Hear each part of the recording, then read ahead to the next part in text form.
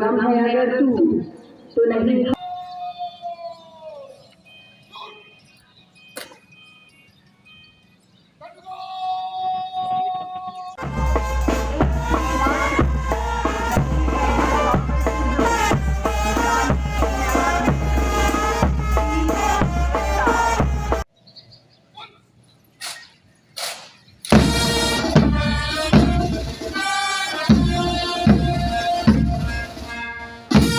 السلام علیکم viewers, daily top point کے ساتھ میں ہوں عاطف بٹ۔ جیسا کہ آپ کو پتہ ہے آج 23 مارچ ہے۔ آج کے دن قرارداد پاکستان پیش کی گئی۔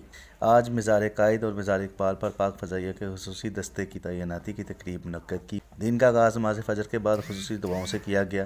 21 توپوں کی سلامی بھی دی گئی۔ پاکستان اور مسلمہ کی سلامتی کو خوشحالی اور ترقی کے لیے دعا بھی کی گئی۔ پاک فضائیہ کے چاقو چپن دستے نے ستلج رینجرز کی جگہ مزار اقبال پر حفاظتی ذمہ داریاں بھی سنبھالی۔ تقریب میں مہمان خصوصی air vice marshal Tariq Mahmood غازی، ایئر افسر commanding central year command Pakistan air force نے شرکت کی۔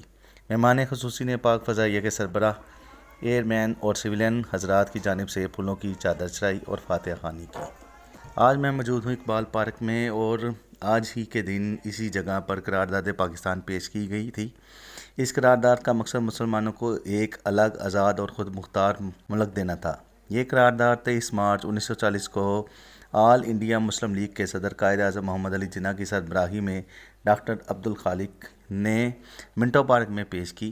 ڈاکٹر محمد علامہ اقبال کی سوچ اور نظریے اور مسلم لیڈروں کی انتھک محنت اور جدوجہد اور بہت ساری قربانیوں کے بعد اللہ تعالیٰ نے مسلمانوں کو آزادی کی نعمت سے نوازا، اور بالآخر 14 اگست 1947 کو پاکستان ایک آزاد ریاست بن کر وجود میں آیا۔